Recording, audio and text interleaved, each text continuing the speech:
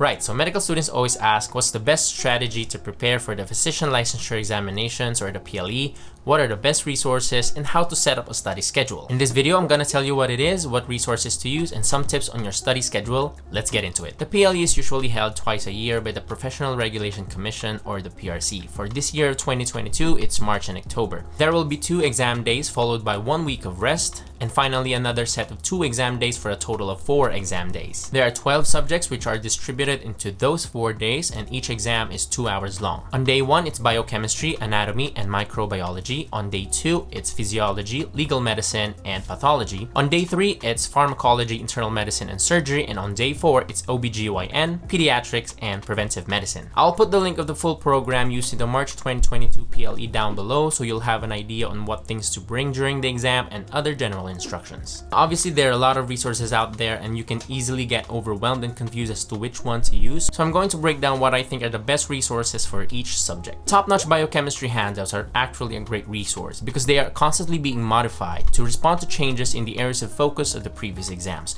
You can complement this with Lippincott biochemistry. First, study a Netter's Atlas so you'll easily recognize what structures are being described in the text. For this, I'd recommend Snell Clinical Anatomy with Questions and Explanations, 4th edition, to help with active recall. For microbiology, you have to remember a ton of facts about microorganisms, and it's heavily reliant on memorization. And that's where Sketchy Micro and the book Microbiology Made Ridiculously Simple come in. Personally, I don't use Sketchy Micro because the stories and characters are not personal to me, so I had a hard time committing them to memory. This is also the principle behind the Memory Palace because it transforms boring information into something funny, lewd, and out of the ordinary. You can check out my video on how I use the Memory Palace as a memorization tool in medical school and for the PLE. I'll put the link in the description box below. Moving on to physiology, the book I'd recommend is BRS Physiology because it closely resembles questions asked in the PLE. Legal medicine is another subject that's heavy on memorization.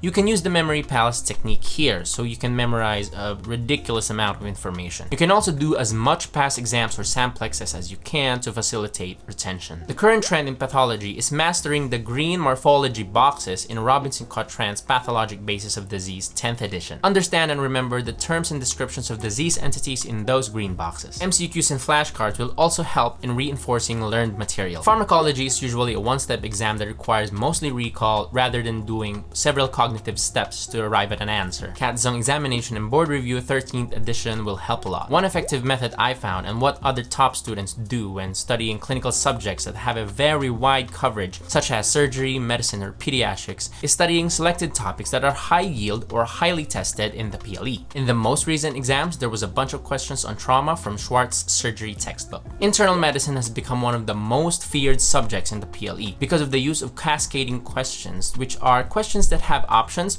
that depend on the response from the previous question. So you'd have to get the correct answer in the previous question for you to answer the next question correctly. What I'd recommend when you're pressed for time is to read through I Am Platinum because you'd have no time to go over Harrison's. The trusted book for OBGYN is still Blueprints because it distills the most useful information in the form of MCQs and it has extensive explanation for each question. The approach to pediatrics is quite similar to surgery because you'd have to determine what questions were asked or what diseases were asked in the previous exam and then read on them in Nelson's pediatrics textbook. Top-notch handouts and lectures for preventive medicine are, I think, sufficient already in preparation for the PLE. So the usual study period in preparation for the PLE is around 2 to 3 months because that's the usual time between the end of internship and the exam date. But it will be better if you start early studying rather than wait for the end of internship. So what you can do is just set aside time for studying every day. But first, you have to scope out the subject that you're about to study. So what you can do is make a checklist of topics that you want to cover. So it will be easier for you to track over time how much work you have done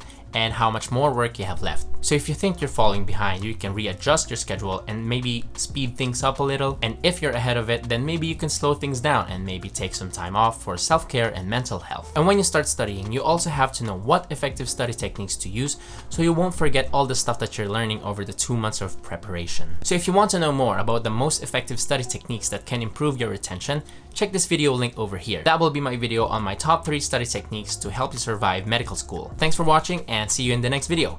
Bye.